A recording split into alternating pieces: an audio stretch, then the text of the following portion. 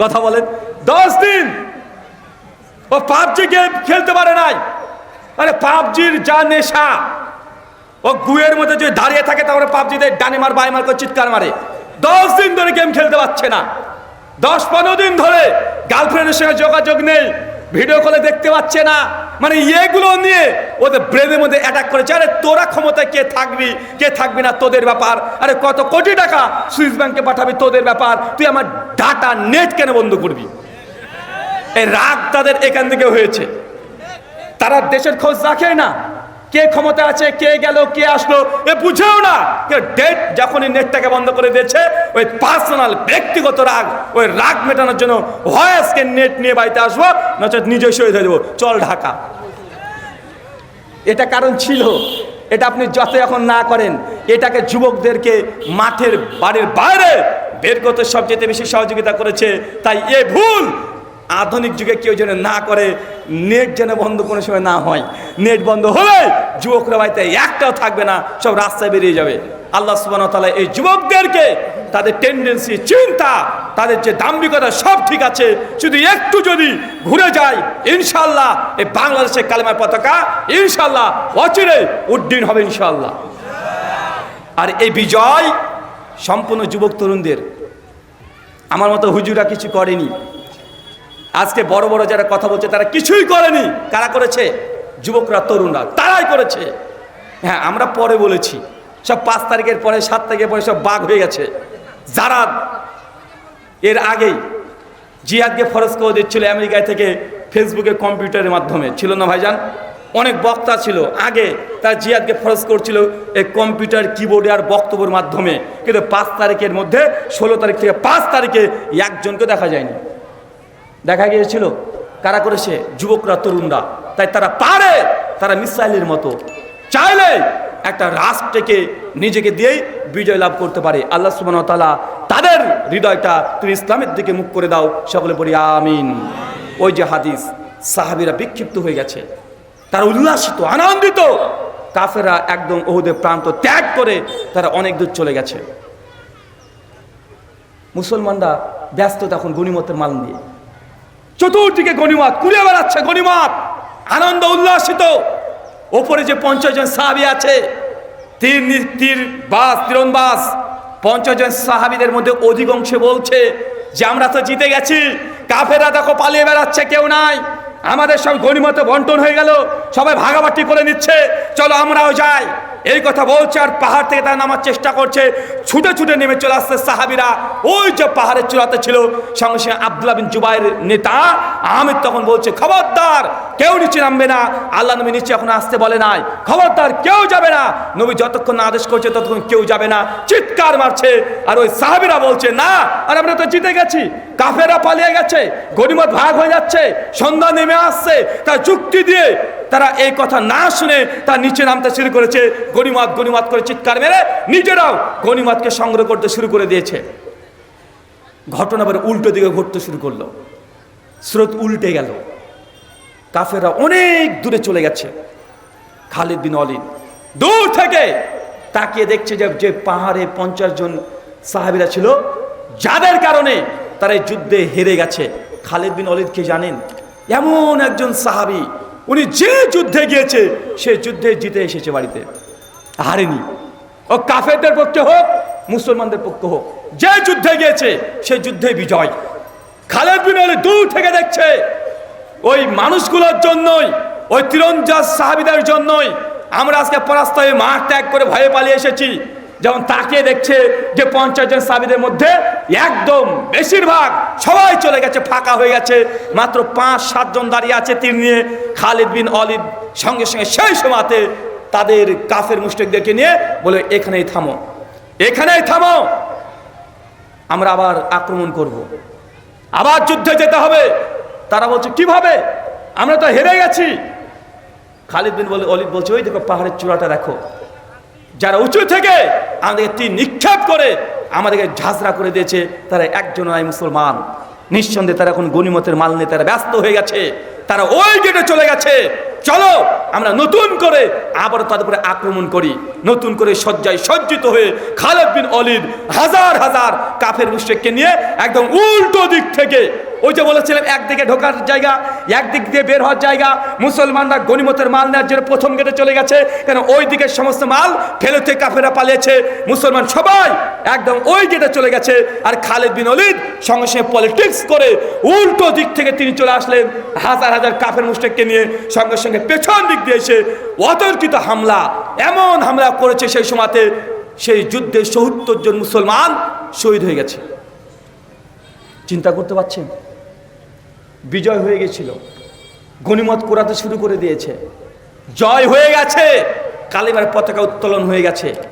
হঠাৎ করে কয়েক ঘন্টায় একদম উল্টো দিক থেকে এসে এমন ভাবে আক্রমণ, মর্মান্তিক, মুসলমানদেরকে হত্যা করে শেষ করে দিয়েছে।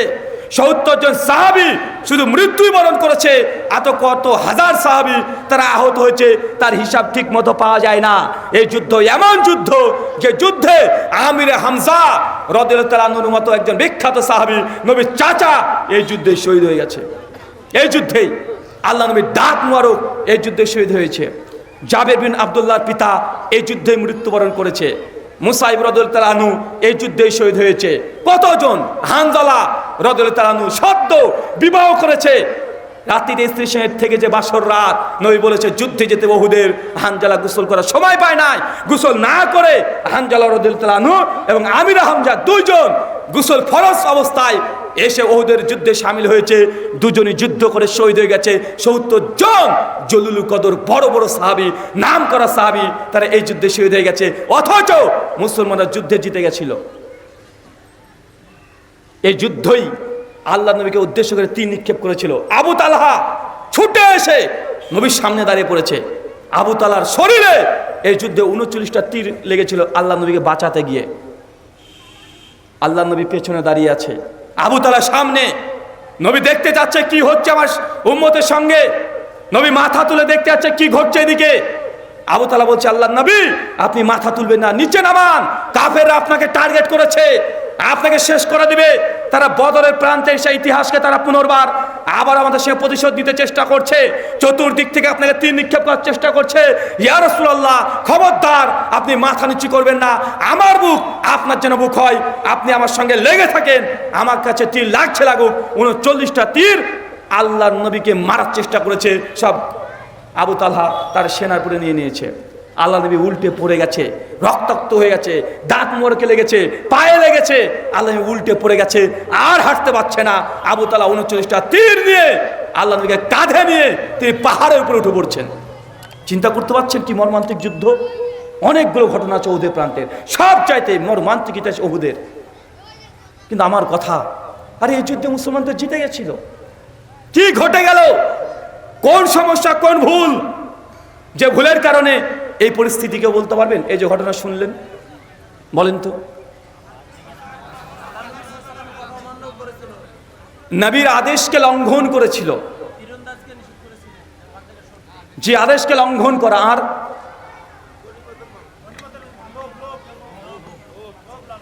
মানুষের মধ্যে লোভ লালসা ঢুকে গেছিল, আর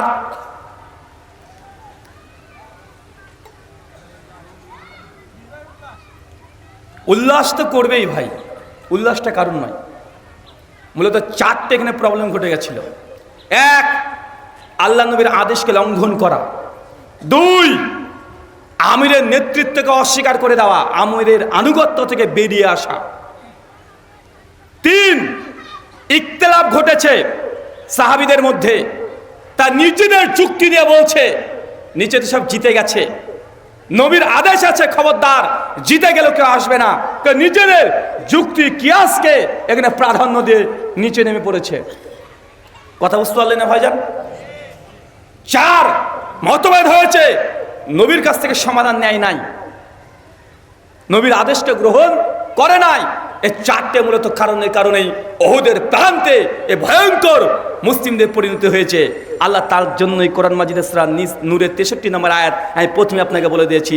আল্লাহ বলছেন আল্লাযীনা ইউখালিফুনা আন আমরিহি আন তুসিবাহুম ফিতনা আন ইউসিবাহুম আযাবুন আলীম। যারা নবীর আদেশকে লঙ্ঘন করবে তাদেরকে এই দুনিয়াতে আমি ভয়ঙ্কর ফিতনা দিয়ে জর্জরিত করে দেব, আর মৃত্যুর পর তাদের জন্য আছে ভয়ঙ্কর শাস্তি। এখানে আল্লাহ সাহাবীদেরকেও ছাড় দেয়নি।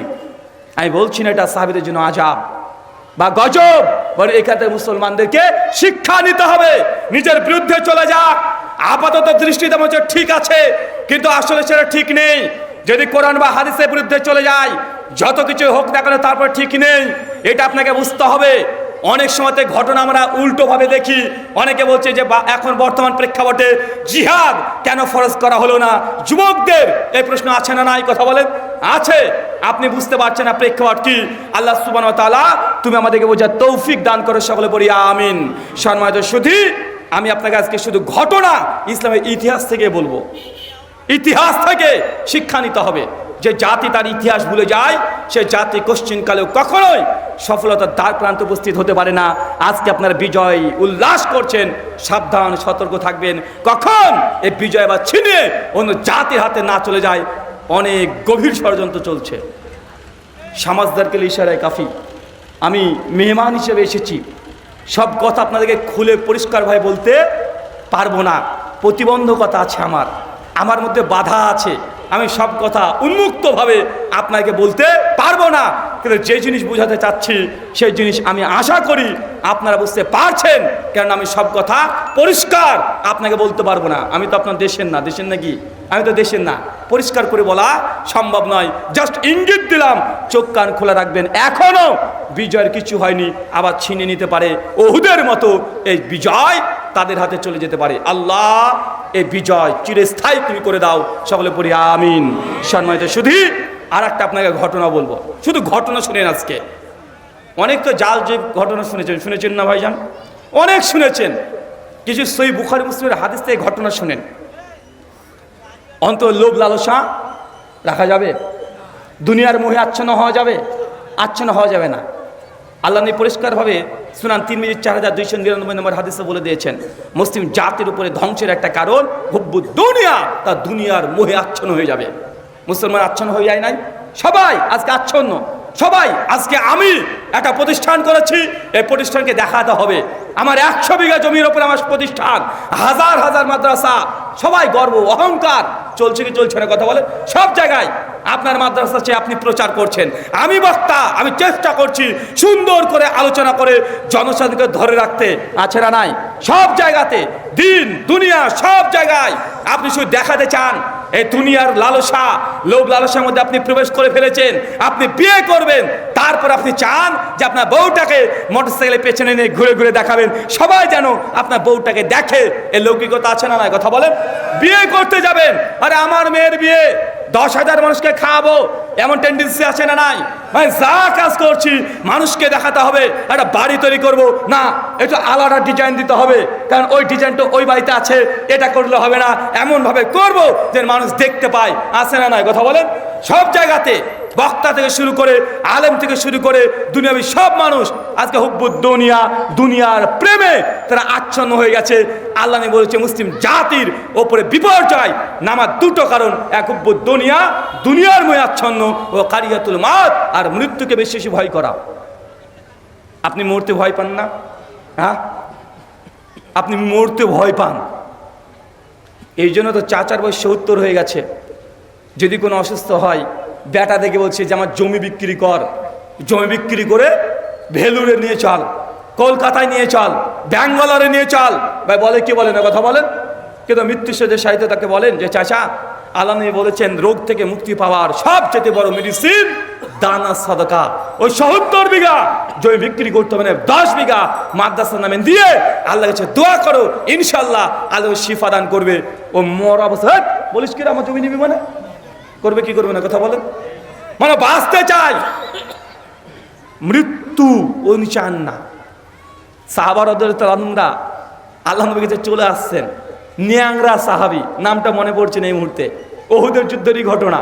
সহিহ বুখারী 3039 নম্বর হাদিসে বিস্তীর্ণ আলোচনা করেছে ফাতুল বারীর মধ্যে। ন্যাংরা সাহাবী এসে বলছে, ইয়া রাসূলুল্লাহ, আমি যুদ্ধে যেতে চাই, আমি জিহাদে যেতে চাই। আল্লাহ নবী বলছে, তো ন্যাংরা গিয়ে কি করবে? আল্লাহ নিতে যাচ্ছে না। সাহাবী বলছে, আল্লাহ নবী আমাকে ফেরত দেবেন না, আমি বাড়ি থেকে বের হয়ে এসেছি, আপনার কাছে কালেমা পড়বো। মানে কালেমাই পড়েনি, এখনো কালেমাই পড়েনি, মুসলমানই না। বলছে কালেমা পড়ে আমি উহুদের যুদ্ধে যাব, আমার স্বপ্ন যে আমার গলার এখানে একটা তীর নিক্ষেপ হবে, আমি শহীদের মর্যাদা পাবো, আমার এটাই স্বপ্ন। আল্লাহ নবী তখন তাকে কালেমা পড়িয়ে তাকে যুদ্ধে নিয়ে চলে যাচ্ছে। আল্লাহ নবী কিছুক্ষণ যুদ্ধের পর গিয়ে দেখছে ওই সাহাবী ওখানে পড়ে আছে, গলায় তীর নিক্ষেপ হয়ে। আল্লাহ নবী অবাক হয়ে বলছে যে আল্লাহ সুবহানাহু ওয়া তাআলা তার মুখের কথাকে কবুল করে নিয়েছে, অথচ এক রাকাত নামাজই পড়েনি, এক রাকাত নামাজ পড়েনি, কালেমা পড়ে ময়দানে নেমেছে, শহীদের মর্যাদা চেয়েছে। সাহাবীরা মৃত্যু চাইতেন। চলে না একটা ঘটনা দেখায়, মিশকাত এবং সহিহ মুসলিম কিতাবুল হুদুদ। আল্লাহর নবীর কাছে একজন মহিলা এসেছে, গাম্মেদী বংশের একটা মহিলা, তার নাম হাদিসে আসে নাই। কেন আসে নাই? ইমাম নবী বলেছে হয়তোবা সাহাবীরা চায় নাই যে মেয়েটার নামটা প্রকাশ পেয়ে যাক। মেয়েটা জেনা করেছে, ব্যভিচার। কি করেছে বলেন তো? জেনা করেছে। জেনা করে আল্লাহ নবীর কাছে এসে বলছে, আল্লাহ নবী তুহিনী আমাকে পবিত্র করেন, আমাকে পবিত্র করেন। নবী বলছে, কি সমস্যা, কি হয়েছে? বলছে, আল্লাহ নবী আমি জেনা করেছি, জেনা করেছি, ব্যভিচার করেছি। আল্লাহ নবী তার কথায় কর্ণপাত করছেন না, শুনতে যাচ্ছেন না। মেয়েটা বারবার বলছে, আল্লাহ নবী আমি জেনা করেছি, আমাকে পবিত্র করেন। বারবার বলকালো নবী বলছেন, কি হয়েছে তোমার? বলছে, আল্লাহ নবী আমার পেটটা উঁচু হয়ে গেছে, আমি গর্ভবতী হয়ে গেছি, এই পেটে সন্তান, এরা জেনার সন্তান, আল্লাহ নবী আপনাকে পবিত্র করেন। ও মেয়েটা খুব ভালোভাবে জানে পবিত্র করা মানে আমাকে হত্যা করেন। কি করেন বলেন তো? পবিত্র করা মানে কি? মানে ও জানে এখন পবিত্র মানে হত্যা করবে তাকে। আল্লাহ নবী তার দিকে তাকিয়ে বলছে, তোমার গর্ভে সন্তান আছে, তুমি ফিরে যাও, যখন তোমার সন্তান প্রসব হবে, দুনিয়াতে ভূমিষ্ঠ হবে, সেই সময় তুমি আসবে। 7-8 মাস পর ওই মেয়েটি আবার এসেছে, একই কথা, ইয়া রাসূলুল্লাহ আগে পবিত্র করেন, আমি জেনা করেছি, কোলে সন্তান দেখছেন, এটা আমার জেনার সন্তান। চিন্তা করতে পারছেন ইমানি জজবা কত? ও মরতে এসেছে নবীর কাছে, 7 মাস পর কি করতে এসেছে? মৃত্যুবরণ করতে এসেছে। তাই সে জানে সে জেনা করেছে, এর দরুন হয়তো দুনিয়াতে মৃত্যুবরণ করতে হবে, কিন্তু এই গুনাহ যদি আমলে থেকে যায় তাহলে মৃত্যুর পর তাকে চিরস্থায়ী জাহান্নামে যেতে হবে। চিরস্থায়ী না হলেও তাকে দীর্ঘদিন তাকে জাহান্নামে যেতে হবে। ও জানছে যে জাহান্নামে থেকে দাও দাও করে জ্বালাতে হবে, সে জাহান্নামের ভয় করে মনে করছে যে না, দুনিয়াতে মৃত্যুবরণ করাই আমার ভালো, 10 বছর 20 বছর পর এমনি তো মৃত্যু হতেই হবে, তার চেয়ে এই জেনার ফলে দুনিয়াতে মৃত্যু আমার ভালো। আল্লাহ তারপর তাকে দেখে বলছে, তোমার সন্তান তো খাচ্ছে, দুগ্ধপান করছে, যাও ফিরে যাও বাড়িতে, তওবা করো, তওবা করো। আল্লাহ চাচ্ছেন না তাকে হত্যা করার আদেশ দিতে, নবীর মন চায় না। যাও, তোমার সন্তান যখন খেতে শিখবে তখন তুমি সন্তানকে নিয়ে আসবে। মেয়েটা চলে গেছে। 3 বছর পর তার বাচ্চার হাতে একটা রুটির টুকরা দিয়ে দিয়েছে। মেয়েটা কোলে নিয়ে নিজ সন্তানকে নিয়ে চলে এসেছে। একই কথা, নবী আমাকে পবিত্র করেন। কত জজবা দেখেছেন ইমানের।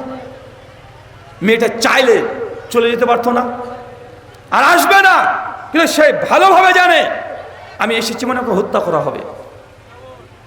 নবী বলছে তুমি ফিরে যাও। বলছে না, আল্লাহ নবী আমাকে পবিত্র করেন। মাইজ বিন মালিকের মতো আপনি আমাকে ফিরিয়ে দিবেন? মানে মৃত্যুর জন্য ছটপট করছে, কখন তাকে মৃত্যু দেবে, কখন তাকে হত্যা করা হবে, এই আকাঙ্ক্ষা নিয়ে 3 বছর ধরে নবীর বাড়িতে ধর্ণা দিয়েছে। কারণ জাহান্নামের আগুন অনেক ভয়ঙ্কর, দুনিয়াতে বেঁচে থাকার চাইতে মরে যাওয়া ভালো যে গুনাহ করেছে। আল্লাহ নবীর সঙ্গে সঙ্গে দেখছে যে না, সম্ভব নয়, পাপ প্রকাশ পেয়ে গেছে। খালিদ বিন ওয়ালিদ শেষে মুসলমান হয়ে গেছে অলরেডি। খালিদ বিন ওয়ালিদ বলছে, খালিদ বিন ওয়ালিদ এই মেয়েটিকে তুমি মদিনায় নিয়ে চলে যাও।